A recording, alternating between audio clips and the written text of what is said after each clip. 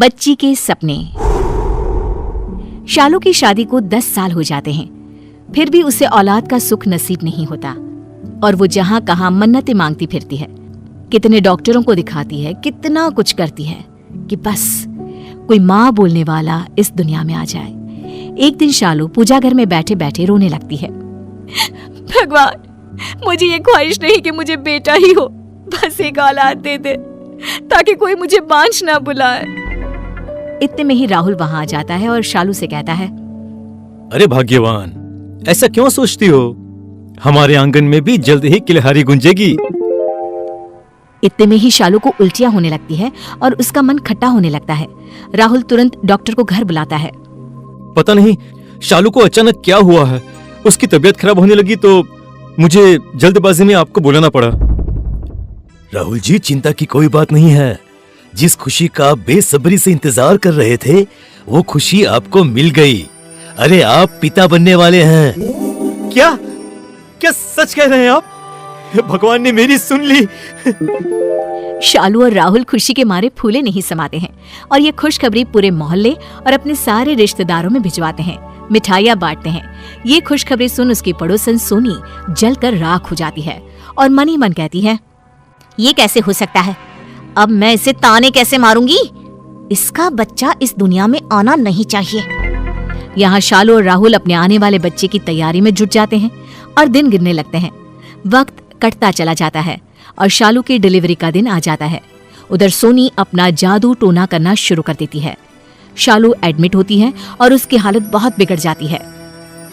राहुल, अगर मैं मर गई तो मेरे बच्चे को माँ और बाप दोनों का प्यार तुम्हें ही देना होगा।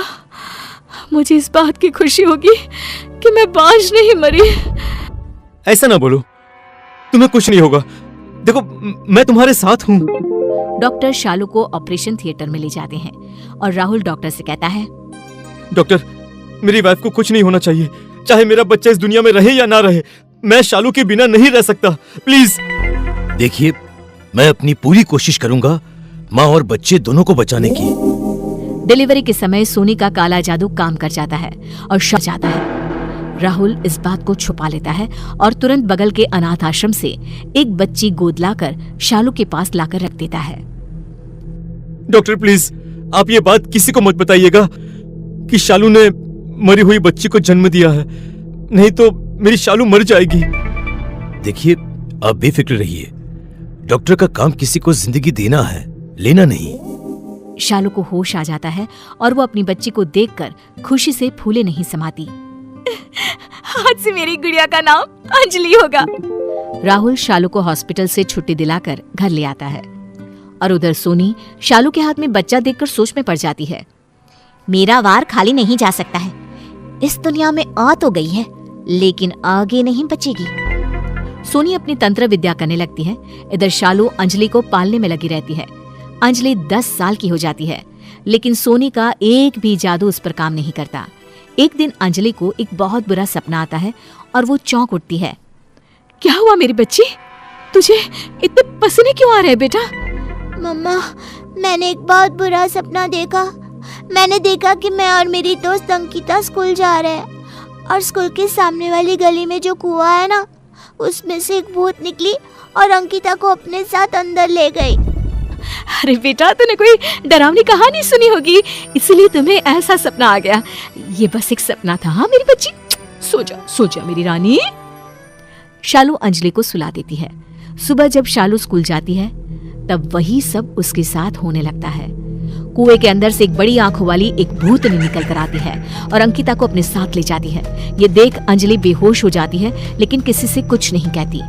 फिर कुछ दिनों के बाद अंजलि को एक सपना आता है।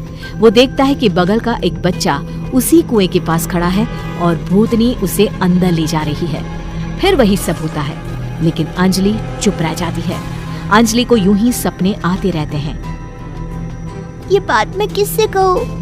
मेरी बात तो कोई मानेगा नहीं, लेकिन मुझे कुछ न कुछ तो करना होगा, नहीं तो ये भूतनी कितने लोगों को खा जाएगी। अंजलि अपने आप में गुम रहने लगती है। अंजलि को ऐसा देख शालू राहुल से कहती है, पता नहीं हमारी बच्ची को क्या हो गया है, किसकी नजर लग गई है मेरी गुड़िया को, मुरझा सी गई है। अरे बाबा, तुम ज्यादा सोचती हो। बेटी अब बड़ी हो रही है, पढ़ाई की कुछ टेंशन होगी। हाँ, तुम ठीक कहते हो। कुछ दिनों बाद अंजलि को फिर एक सपना आता है और वो देखती है कि राहुल के पीछे एक काला साया है जो उसका पीछा कर रही है। साये को देखकर राहुल भागने लगता है और वो साया राहुल को भगाते भगाते उसी कुएं के पास ले जाती है जहां अंकिता गई थी। साया राहुल को कुएं में गिरा देती है। अंजलि चौंक कर उठ जाती है और राहुल के पास जाकर उसे सब कुछ बता देती है। पापा, मैं आज आपको कहीं नहीं जाने दूंगी। मेरे सारे सपने सच हो जाते हैं। अगर ये भी सच हो गया तो मैं अपने पापा को खो दूंगी। ऐसा नहीं होगा मेरी बच्ची, मैं हमेशा तेरे पास ही रहूंगा। कुछ देर बाद राहुल को एक कॉल आता है और राहुल को मजबूरन घर से निकलना पड़ता है। अंजलि भी राहुल के पीछे पीछे जाती है। अंजलि का सपना फिर एक बार सच होने लगता है। राहुल उसी कुएं के पास जाकर रुक जाता है। मैं अपने पापा को कुछ नहीं होने दूंगी। पापा रुक जाइए, आगे खतरा है पापा। राहुल अंजलि की बात सुनकर रुक जाता है। भूतनी कुएं से निकलकर बाहर आ जाती है और बड़ी बड़ी आंखें दिखाने लगती है। तू नहीं बचा पाएगी इसे मरना ही होगा। उधर सोनी भी अंजलि को मारने के लिए उसका पीछा करती है और भूतनी को देख उसके मुंह से निकल जाता है। तुम्हें तो मैंने ही मारा था। तुमने मेरी बच्ची को मुझसे चुरा लिया, मुझे इस कुएं में गिरवा दिया। मैं वापस आई हूँ बदला लेने। अब तू नहीं बचेगी। बता मेरे बेटा कहाँ है? भूतनी कुएं से बाहर आकर सोनी का गला दबा देती है। बताती हूँ, पहले मुझे छोड़ दो। तेरी बेटी को बगल के अनाथ आश्रम में छोड़ आई थी मैं। उसके बाद वो कहाँ गई मुझे नहीं पता। क्या? अरे अंजलि को तो मैं वहीं से लाया था। कहीं अंजलि तुम्हारी बेटी तो नहीं? मेरी बेटी के हाथों में एक निशान था। भूतनी अंजलि का हाथ देखती है और उसके हाथ पर भी वही निशान है जो निशान भूतनी के हाथ पर है। तो मेरी बेटी है, मैं ही तेरी माँ हूँ। अच्छा, तो ये तेरी बेटी है। तभी मेरा कोई टोटका इस पर काम नहीं कर रहा था। माँ की तरह बेटी भी मोटी चमड़ी की है। सोनी अंजलि का गला दबाने लगती है। तभी भूतनी खूंखार बन सोनी का पेट फाड़ देती है और उसे कुएं में फेंक देती है। अंजलि रोने लगती है। मम्मा, आपने मुझे एक बार फिर नई जिंदगी दी है।